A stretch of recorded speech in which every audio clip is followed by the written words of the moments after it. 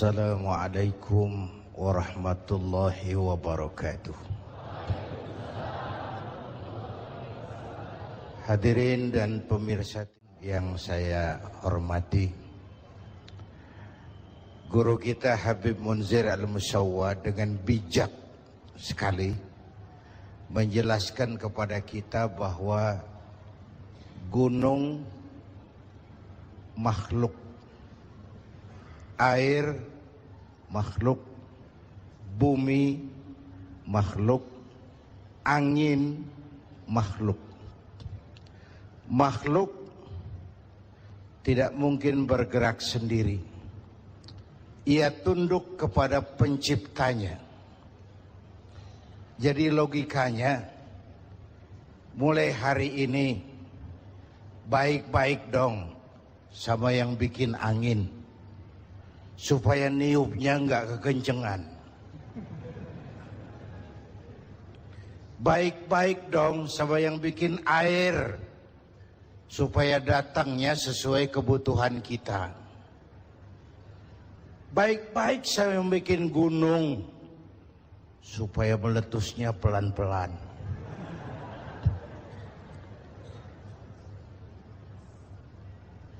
Lalu Ananda Fikri cerita tentang fenomena bencana sampai kepada kufur nikmat.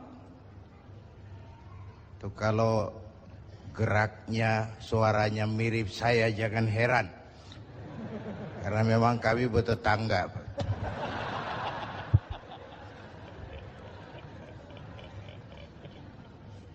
Hari ini saya tergelitik dengan tema Bung David tadi.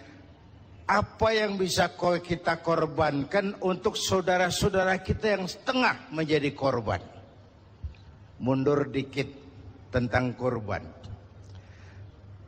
Sisi lain, Nabi Allah Ibrahim, nabi kaya. Beberapa nabi memang kaya tuh. Nabi Sulaiman, nabi kaya. Nabi kaya. Pernah beliau nyembelih hewan, onta 300 ekor, kambing 1000. Dagingnya habis dibagiin fakir miskin. Onta 300, kambing 1000. Belum pernah kita dengar konglomerat kita korban sapi 300, belum. Atau juga kurus.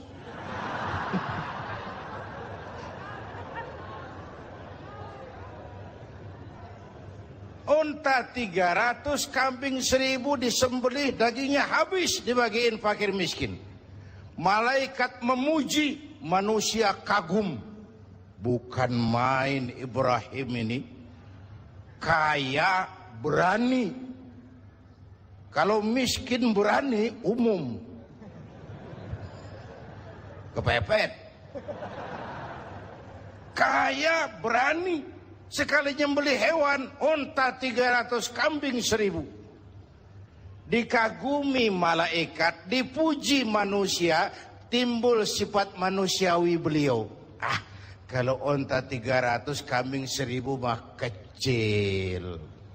Jangan onta, jangan kambing. Andai kata saya punya anak sekalipun, diperintahkan untuk disembelih, akan saya sembelih untuk mendekatkan diri kepada Allah. Tuh keluar tuh ucapan. Kenapa? Waktu itu beliau belum punya anak, jadi ngomongnya enak. Tuh biasa bahasa kampanye.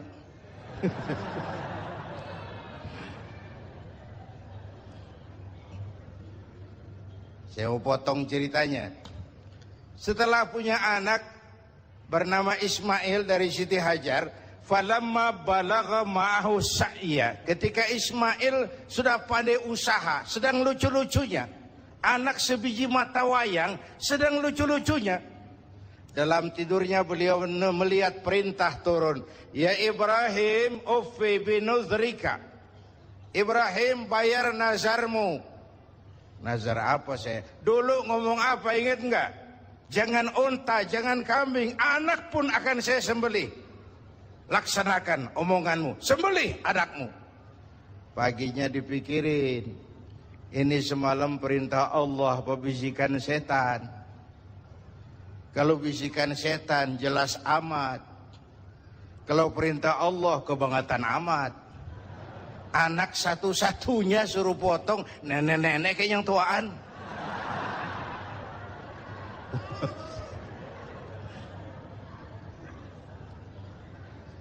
Maaf nek, bercanda.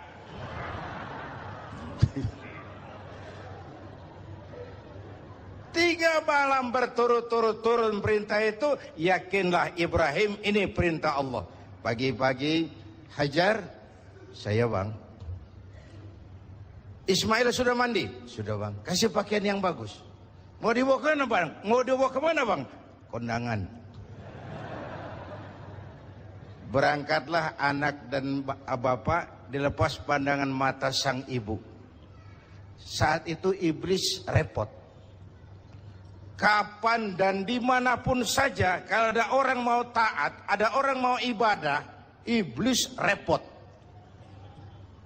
Gila ini. Anak sendiri mau dipotong. Kalau orang tiap orang imannya begini, sepi neraka nih. Ini harus digagalkan ini. Harus digagalkan ini. Iblis datang kepada Nabi Ibrahim. Ibrahim, mau kemana kamu? Ke Jabal Kurban, ke bukit. Mau ngapain? Nyembelih anak saya. Kenapa kau sembelih? Perintah Allah. Oh jangan. Allah mah sentimen sama ente. Dia nggak pengen ente punya keturunan, makanya disuruh potong. Jangan, jangan. Saya mah kasih tahu nih, kita kan CS. Ini kalau bahasa Qur'annya, wa inni lakum minan nasihin. Saya kasih saran yang bagus. Jangan dilaksanakan. Ini perintah Allah, iblis. Gak ada urusan sama kamu. Minggir. Suami mantap, iblis mikir lagi. Lewat bininya nih kali ini. Bisa digagalin. Biasanya kan perempuan lebih tinggi perasaannya dari pikirannya. Nih bisa nih digoda nih. Datang iblis kepada Siti Hajar. Hajar, kamu tahu mau dibawa ke mana anakmu sama suamimu? Gak tahu, katanya mau kondangan.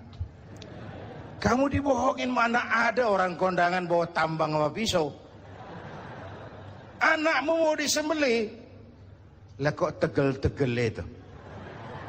Kok sampai hati nyembelih anaknya sendiri? Katanya perintah Tuhannya Allah. Perintah Allah, perintah Allah. Iblis, kalau memang ini perintah Allah, jangankan cuma anakku Ismail, aku ibunya mau ikut disembelih. Gak ada urusan sama kamu. Minggir. Kita iblisnya lebih gila dari lakinya nih. Malah mau ikut minta dipotong sekalian. Dikira perempuan imannya lemah, malah mantep. Suami mantap, istri mantap, tinggal satu harapannya. Lewat Ismail kecil nih. Namanya juga ABG nih. Anak baru gede nih. Gampang nih urusan nih. Datang iblis kepada Ismail. Ismail. Ya om. Namanya ABG. Ya? Om iblis. Kamu tahu mau dibawa kemana sama bapakmu? Gak tahu. Kamu mau disembelih? Disembelih? Disembelih. Kok sampai hati bapak nyembelih saya? Katanya perintah Allah, Tuhanmu itu. Perintah Allah. Perintah Allah. Kalau perintah Allah itu, iblis. Zahir batin saya siap. Zahir batin saya ikhlas. Gak ada urusan sama kamu, iblis. Minggir. Iblis mau ngomong lagi, Ismail kecil ngambil kerikil. Idhab ya la'in. Pergi laknat, terkutuk kamu. Itu yang disimbolkan ngelontar tuh hiajiah. Itu simbol permusuhan abadi manusia sama iblis. Di Mina iblis kita sambitin, sampai pancoran tetap kita musuhin. Ini kan jamaah haji kita disuruh doang gembes banget ngelontarnya. Bismillahirrahmanirrahim, Allahu Akbar, joger. Gak ada kerikil, sendal, duar. Ngelontar setan. Selesai haji, selesai. Pulang ke tanah air, pulang. Sampai di Jakarta, ditemenin lagi setan. Tuh setan nyengir dong, lu kemarin nyambitin gue bohong-bohongan lo. Sekarang berteman lagi. Simbol permusuhan abadi manusia dengan iblis. Perintah dilaksanakan, Ismail diganti seekor kambing kibas, dan baru karunia lagi seorang putra yang bernama Ishak. Artinya apa? Nggak pernah rugi orang yang mau berkorban. Bapak Ibu dan pemirsa TV One yang saya hormati. Pada waktu di Cangkringan, bertepatan dengan Sumpah Pemuda, saya katakan bahwa kalau kita satu nusa, kalau kita satu bangsa, kalau kita satu bahasa, maka deritamu adalah deritaku, kesedihanmu adalah kesedihanku, air matamu adalah air mataku. Lalu apa yang bisa kita korbankan untuk saudara-saudara kita yang tengah menjadi korban? Pertama, saya bangga, saya bersyukur Bapak Presiden memilih berkantor di salah satu ruangan di Magelang, di kaki Gunung Merapi. Sosok dari pemimpin yang ingin dekat dengan rakyat bagaimanapun keadaan yang tengah dihadapi oleh rakyat. Ini mengingatkan ke saya waktu terjadi peristiwa hijrah. Di Mekah, diteror, di Mekah, difitnah, di Mekah, dimusuhi. Sahabat pada usul, kenapa enggak hijrah saja ya Rasul? Sabar, belum ada komando.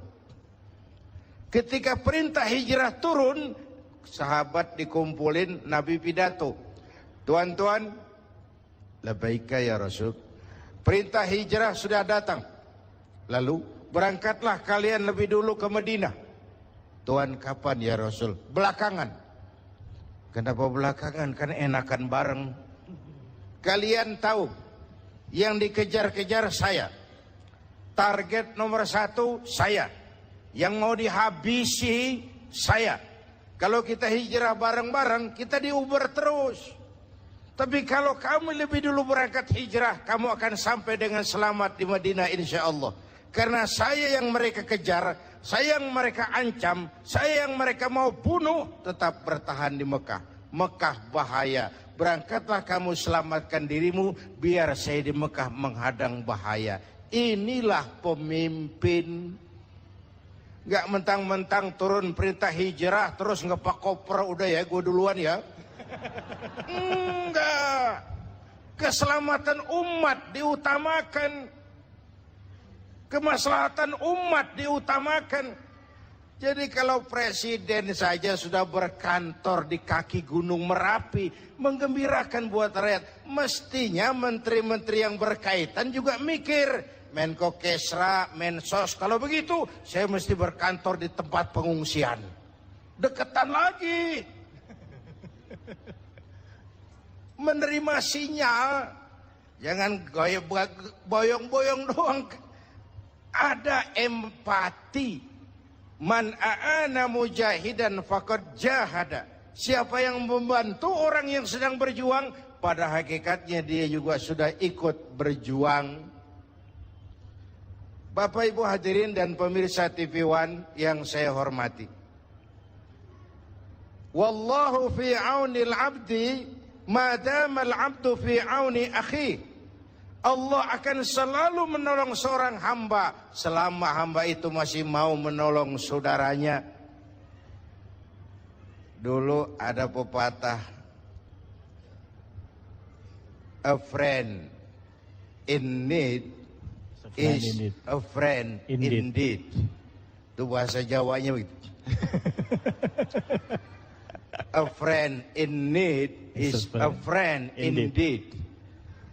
Teman sejati kelihatan waktu kita perlu. Teman sejati kelihatan waktu kita perlu. Begitulah rakyat ini. Merasa ada kok, kita punya pemerintah kok, kita punya pemimpin kok, kita nggak sendiri kok, kita punya teman kok. Sesuai dengan bidang dan kemampuan kita masing-masing. Dulu Nabi Sulaiman menggalang dana untuk mobilisasi mau jihad. Bukan cuman manusia, binatang semua pada nyumbang. Mula-mula datang gajah. Gajah nyumbang kebo.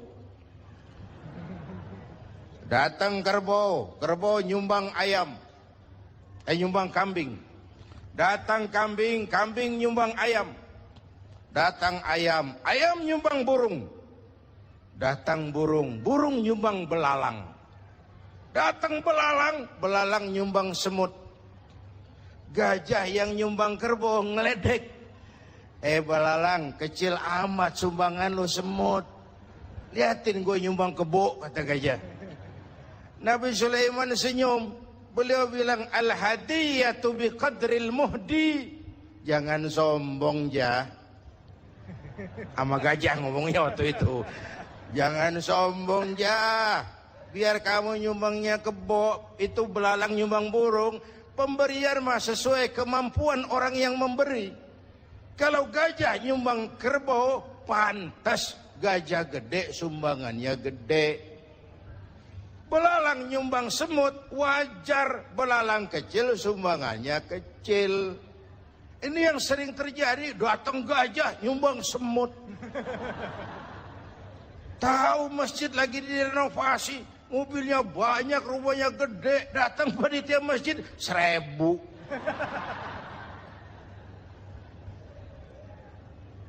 Sesuai dengan bidang dan kemampuan kita masing-masing, ada rasa kepedulian.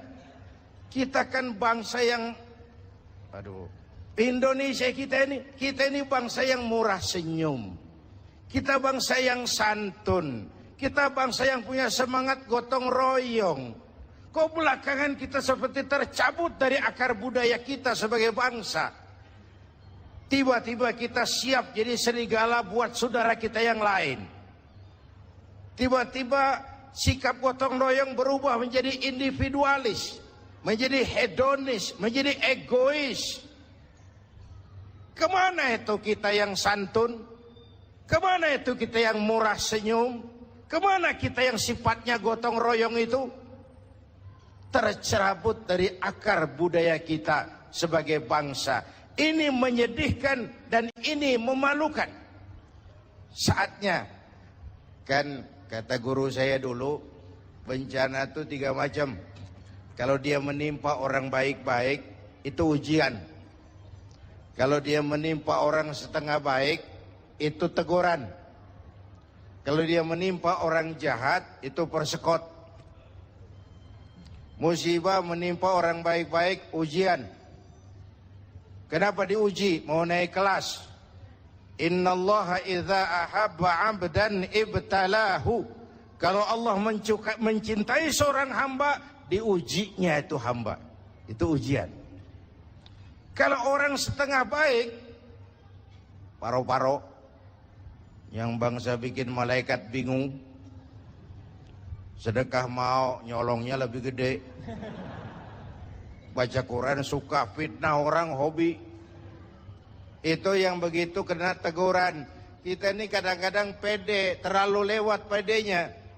Sujud nggak pernah, sama ulama jauh, sama habaib jauh, ke taklim nggak pernah datang, tiap hari bergelimang dosa. Begitu kena musibah, nyohor.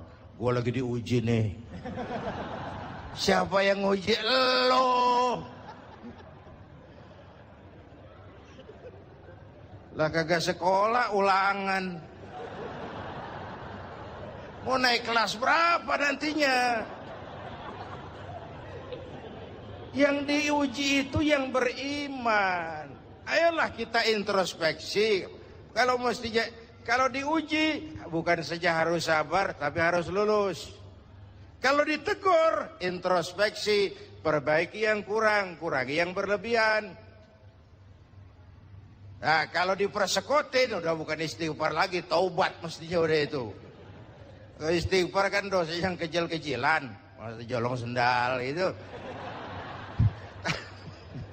Tapi kalau yang kelas-kelas kakap tuh taubat, bukan sekedar astagfirullah, taubat. Apalagi kita ini bangsa yang merdekanya, saya coba lihat, dengan keringat, air mata, darah, dan nyawa. Kita merdeka itu bukan pemberian Jepang, bukan hadiah Belanda, keringat, air mata, darah, dan nyawa. Bangsa yang ditempa seperti itu mestinya tegar. tahan banting, tidak cengeng. Jatuh, bangkit, jatuh, bangun, jatuh, bangkit. Nggak dapat kesulitan lalu kayak ayam sampar. Ada saat bangkit, orang mah, kalau orang Betawi kata nih, orang mah bang kalau udah biasa susah, ketemu susah, nggak kaget udah. Ya, emang udah lalap. Saya santri nih, biasa makan kangkung, datang ke rumah temen dikasih kangkung, makanan gue nih. Dikasih daging ayam lah nambah, emang apa? Orang tuh kalau biasa susah, ketemu susah, mestinya nggak kaget. Saya santri, biasa tidur di masjid, disuruh nginep di hotel, lah pulas. Pulas. Tapi yang biasa tidur di hotel, suruh nginep di masjid, encok. Kita ini bangsa yang ditempa oleh jatuh bangun. Istilah Bung Karno mengalami up and down. Up and down. Timbul, tenggelam, jatuh, bangun, rebah, tengkurap, jatuh, bangun, timbul, tenggelam. Bangsa yang ditempa seperti itu mestinya jadi bangsa yang tahan bantingan. Apalagi guru kita Habib Munzir tadi bilang 1001 hikmah selalu ada di balik musibah. Jangan pernah suudzon, buruk sangka kepada Allah. Harus dengan husnuzon, baik sangka kepada Allah bahwa maslahatnya adalah untuk kepentingan juga, asal kita pandai-pandai melakukan introspeksi. Hadirin hadirat dan pemirsa TV One yang saya cintai, mendekati akhir dari siaran kita kali ini, sebelum dibacakan doa oleh guru kita Habib Munzir Al-Musawwa, saya ingin sampaikan catatan yang bersumber dari At-Taubah ayat 60. Bangsa yang paling banyak dapat bencana dan musibah itu Bani Israel. Penyebabnya ada beberapa. Pertama, kanu yakfuruna bi ayatillah, mengingkari ayat-ayat Allah, kufur kepada ayat-ayat Allah. Itu yang pertama. Yang kedua, wa yaqtulunan nabiyyina bighairi haqq, mereka membunuh para nabi tanpa alasan yang benar. Bayangin, nabi dibunuh. Ini udah mbahnya preman ini. Secara fisik, di zaman kita sekarang banyak orang yang bunuh nabi. Bukan fisiknya, ajarannya yang dibunuh. Sunnahnya yang ditinggalkan. Kecintaan kepadanya yang dimatiin. Ahli warisnya dihabisin. Itu juga membunuh para nabi. Hadirin yang saya hormati, maka kita bersyukur dengan adanya majelis Rasulullah ini menjadi benteng kita menjaga apa yang ditinggalkan baginda Rasulullah. Yang keempat, zalika bima asaw, perbuatan maksiat yang melampaui batas. Terjadi penjungkiran nilai, yang benar dicaci maki, yang salah dijadikan idola. Yang hak jadi ma'ruf, yang munkar menjadi ma'ruf. Terbalik pandangan orang. Yang keempat, wa kanu ya'tadun, dan perbuatan yang sangat melampaui batas. Kalau maksiat terlalu banyak, Allah murka. Kalau Allah murka, bencana turun. Kalau turun bencana, nggak cuma orang zalim yang kena. Coba lihat, Aceh, Serambi, Mekah, banyak saudara-saudara kita yang rajin sujud di sana, dihantam tsunami. Padang, negeri di mana adat basandi, sara basandi kitabullah, ribuan masjid terbangun, dihantam gempa, luluh lantak. Bencana kalau datang nggak pernah milih. Iya, kalau kita makan nangka kena getahnya, itu si resiko. Nggak makan nangka kena getahnya, itu sial dangkalan namanya. Tahu sial dangkalan? Jatuh ke sumur ketiban ember, nah itu sial dangkalan namanya. Jatuhnya udah sakit, tambah ketimbang ember lagi. Bencana kalau datang nggak pernah milih. Enak kalau gempanya ngasih tahu, Kiai mohon minggir ya, mau gempa ini. Sopan bener itu gempa. Bencana kalau datang, wattaqu fitnatan la tusibanna allazina zalamu minkum khassah. Takutlah bencana yang kalau turun tidak hanya menimpa orang yang zalim di antara kamu, yang baik-baik akan terkena juga bagiannya.